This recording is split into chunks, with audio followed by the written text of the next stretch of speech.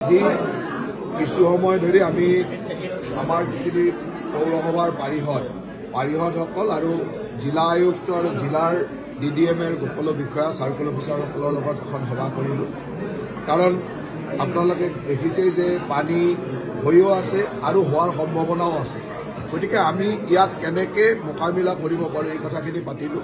যোৱা সময়ত আমাৰ বিভিন্ন ঠাইত ৰিলিফ মেটেৰিয়েল দিয়া হৈছে, কিন্তু ৰিলিফ মেটেৰিয়েলবিলাক সময়মতে পোৱা নাই বা কিবা ক'ত অসুবিধা হৈছিলে। যেতিয়া মই বিভিন্ন ঠাইত ঘূৰিলোঁ, ৰিলিফ সম্পৰ্কে বিভিন্ন ধৰণৰ কথা আমাৰ ওচৰত আহিছিল। সেই গোটেই কথাখিনি আজি চালি জাৰি চালোঁ। এতিয়া প্ৰত্যেকগৰাকী পাৰিষদক লগত লৈ আমি এটা সিদ্ধান্ত লৈছোঁ যে আজি সম্পূৰ্ণ ৰিলিফ মেটেৰিয়েল যাতে টাইমলি গৈ পায়।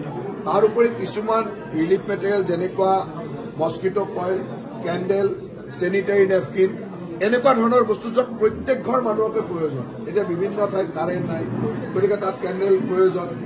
মহ হৈছে, তাত আমি ফগিঙৰ বস্তু পঠাব পৰা নাই, পানী হৈ আছে, গতিকে তাত মস্কিটো কইলে হওক, অন্যান্য বেলেগ বেলেগ চেনিটাৰী নেপকিন হওক, বেবী ফুড হওক, কাৰোবাৰ ঘৰত বাচ্চা আছে বেবী ফুড দিব পৰা নাই, এই ধৰণৰ বস্তুবিলাক ইমিডিয়েটলি পঠাবলৈ নিৰ্দেশনা দিছোঁ যে সকলো ঘৰতে যাতে এই ধৰণৰ সকলো বস্তু পাব পাৰে। এইবাৰ ৰিলিফৰ ক্ষেত্ৰত এটা বস্তু আমাৰ চকুত পৰিছিল যে ৰিলিফ লৈ যাবৰ কাৰণেও ৰাস্তাবিলাক নোহোৱা হৈ যায়।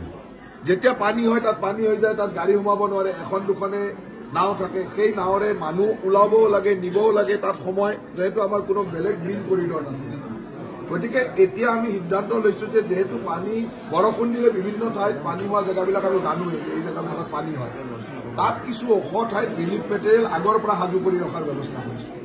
এতিয়া আজি মই নিৰ্দেশনা দিছোঁ যে যেনেকুৱা যে অনিল নগৰৰ ভিতৰত, তৰুণ নগৰৰ ভিতৰত তৎক্ষণাৎ গৈ মানে পানী হৈ যোৱাৰ লগে লগে ৰিলিফৰ গাড়ীখন যাব নোৱাৰে বা ৰিলিফৰ গাড়ীখন যাওঁতে অসুবিধা হয়।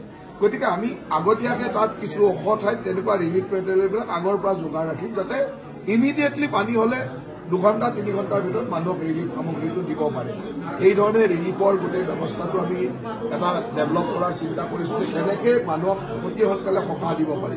কাৰণ কিছুমান বস্তু আমি বিচাৰিলেও যে ৰুক্মিণী গাঁৱৰ পানী একেদিনাই নোহোৱা কৰি দিম, এইটো বিচাৰিলেও আমি নোৱাৰোঁ। তাত থকা মানুহে যাতে সেই সকাহখিনি পায়, ৰিলিফৰ সুবিধা, অন্যান্য সুবিধা, তাৰ কাৰণে সেই ধৰণৰ চিন্তা কৰিছোঁ।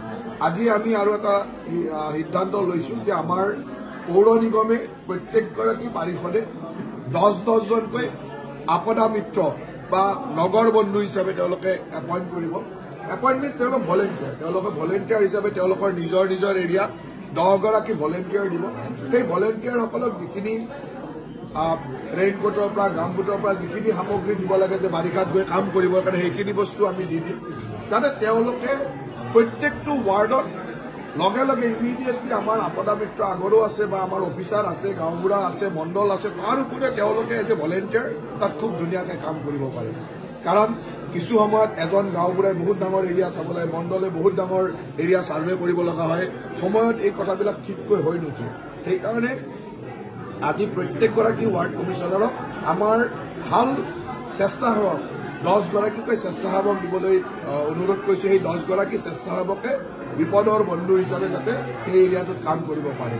সেইধৰণে তাৰ লগে লগে লেণ্ডশ্লাইড এৰিয়াবিলাকত য'ত য'ত লেণ্ডশ্লাইড হয় সেই এৰিয়াবিলাকত কি কি প্ৰিকশ্যন ল'ব লাগে, তাৰ মাটি তাতি খান্দিবৰ কাৰণে জেচিবি ক'ত কেনেকৈ ইমিডিয়েটলি মাটি পৰিলে ওলাই অনা, এই ধৰণৰ ব্যৱস্থা কি ল'ব লাগে তাৰ কাৰণে আমি নিৰ্দেশনা দিছোঁ।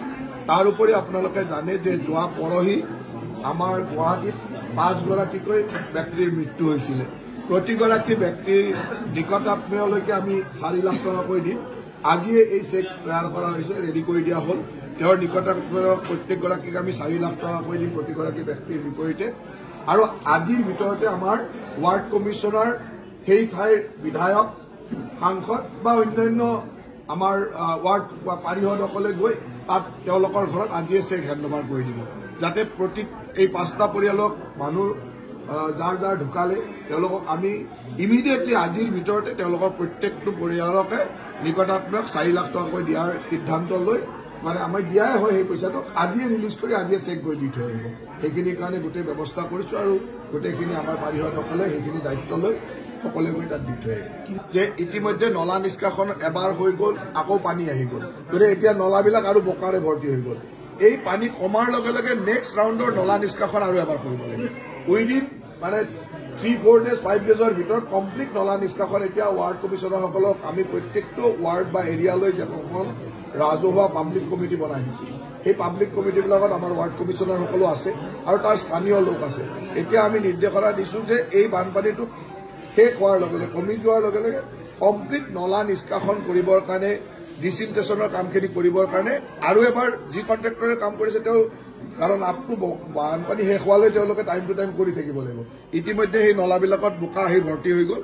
এতিয়া লগালগ বোকাখিনি ওলাবৰ কাৰণে নিৰ্দেশনা দিছো। পানী কমাৰ লগে লগে বোকাটো ওলাব।